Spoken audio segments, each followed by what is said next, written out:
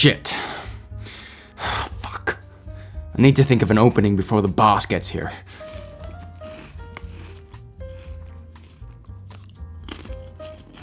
Shoot! Sir, how long have you been there? I legitimately have never left this seat. I just need a second before we start. Having trouble writing. That doesn't sound like you at all. Don't you hate that you get Cheezo dust on you, sir? Nothing worse. Oh, yes it does. Gets everywhere. Very hard to wash off. That's it. What is it? We start off episode 7, and everybody's covered in ash. But it's orange, like Cheeto dust. Did you really need to waste everyone's time the last 30 seconds setting up that joke? It's a little contrived. You guys don't mind, right? Who the fuck are you winking at? Galadriel wakes up. She's mildly dizzy. Oh, and she's not burnt. Or her scalp didn't melt off, or her armor didn't melt into her flesh. No smoke inhalation, her lungs are not covered in ash. She can breathe fine, nothing. I said she's mildly dizzy. Yes, you did. She sees that many people have died. Did they burn alive? No. It more looks like they went to sleep peacefully. Night. The entire landscape is gone. Ash, fire is everywhere. Every home is destroyed. The very air they breathe is a poisonous fume. I get it. This could be such an exciting episode. Imagine all the characters fighting to get out of the ash cloud, fighting for their lives, slowly dying of suffocating, trying to find each other in the rubble, a race against time. This sounds like a most exciting episode. I can't wait to hear more. No, I think I would rather have everybody meander around until the credits roll. This is the penultimate episode. Do you not think something should happen? What do I look like, a writer? Well, yes! Theo has survived. Fuck. And Galadriel looks at a man on fire. And how does she save him? She just keeps walking away. What a hero! Isildur saves the Samoan Númenórean, but discovers his other friend has died. Oh no, please, not his friend. Oh no, not his friend. And then Isildur is crushed by a roof. He's dead. You have subverted my expectations yet again. Good man, you are something special. The man who cut the ring from Sauron's hand himself.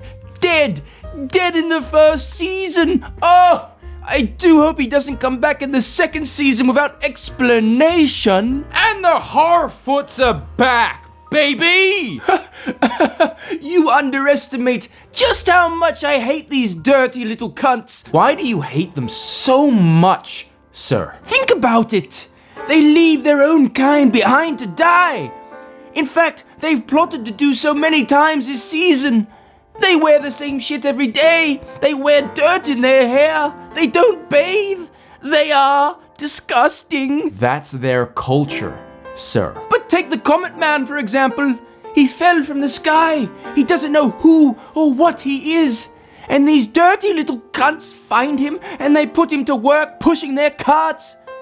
The Harfoots deal in slavery. It's a happy time, sir, because the Harfoots have arrived at their new settlement.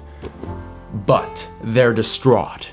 2 out of all the many apple trees in the area are destroyed by a fire rock cast from Mount Doom. Wow, those fire rocks traveled a very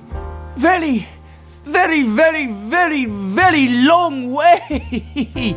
Oh, but it's just an apple tree. It's nothing to bloody cry over. But they continue to pick and take the burnt fruit. Are they retarded? Sir, you can't say that. Oh, forgive me. Sometimes I forget myself in my old age. Are they mentally fucked? They recruit the wizard to come and help them save the tree. And he does. But then a stupid little girl gets in the way and almost dies. Stupid girl. But here's the thing. the Harfoots blame the wizard for what just happened. But the little girl is the one that walked out there. Where are her parents? They're the ones to blame, letting her just stroll out while some magical things are happening.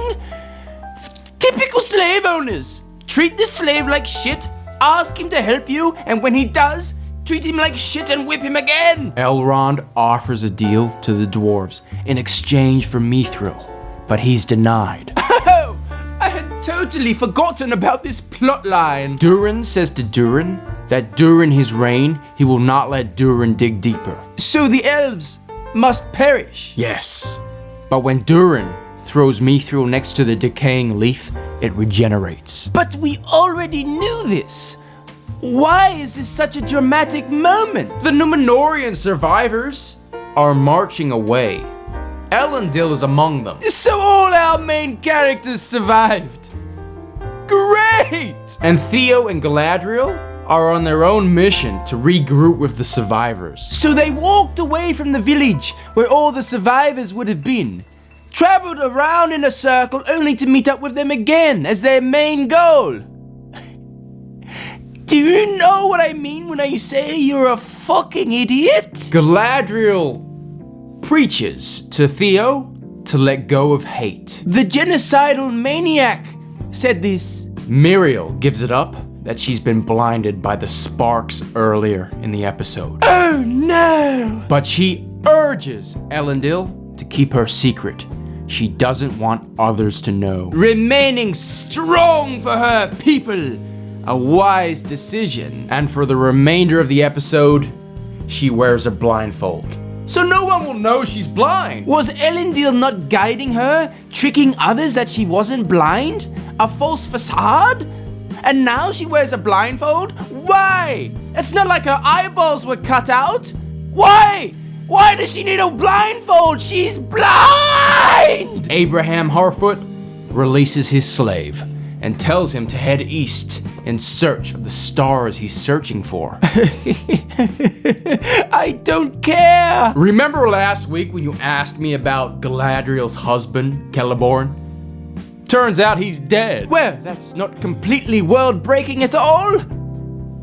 Theo thinks he's man enough to take on a group of orcs, but Galadriel has to hold him back. Theo may be the dumbest character in the show. Oh, I can do better than that, sir. Oh. Durin and Elrond hatch a plan to mine all the Mithril themselves. You're right! That is stupider than Theo. But naturally, they're caught. Naturally? The Harfoots have apples now. 7 hours of television, and this is what it amounts to. Skip? No, wait, sir. Remember the mysterious beings? Nope. Well, they're back, and they burned all the Harfoot's carriages. Yes! Excellent! Woohoo! Suffer, you little cunts! And then we're back in the Númenórean camp. Númenórean camp!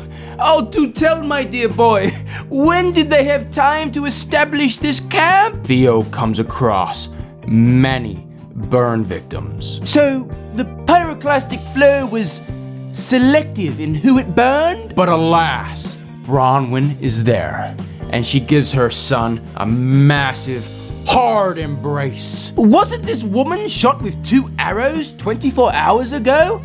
And then hit with the full force of an exploding volcano? And then forced to walk miles out of the ash cloud into serenity?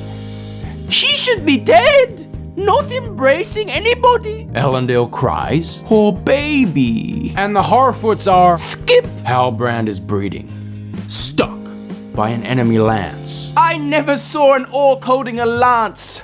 It sounds like bullshit to me. Galadriel examines the wound from 3 feet away and decides it needs elven medicine. Why?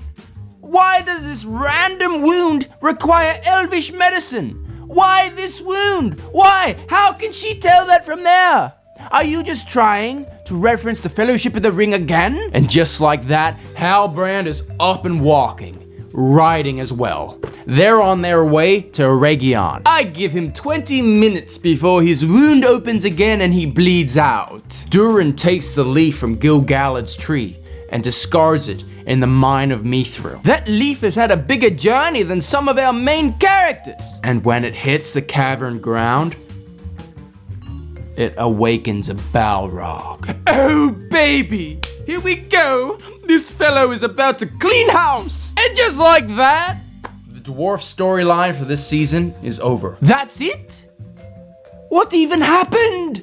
We just went in circles for 7 hours only to be teased for next season? Yes, sir. Teasing what's to come is what brings the audience back week to week. I was always under the assumption that quality storytelling done that, but you do you. And finally, we return to Adar, who tells his people, no, it's not the Southlands.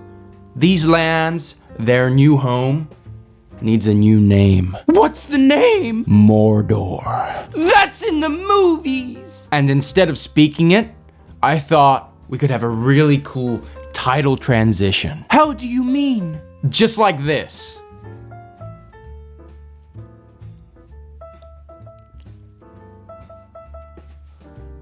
Hey Siri, what's today's date? It's Friday, August 20th, 2027. So this isn't an April Fool's joke? Just imagine, sir, an epic landscape shot. The title comes up in the corner, and then it changes in flames. That sounds badass to me. Tell me, my dear boy, there is one episode to go, right? Yes, sir. Remind me, what did we decide to call this show? The Rings of Power. Can you not guess why I'm asking? No. Where are the Rings of Power? Oh shit, I just thought that was a cool title. Well, I mean, I'm sure I can make room for it in the last episode somewhere. I'll do a rewrite this week and we'll talk next week, okay?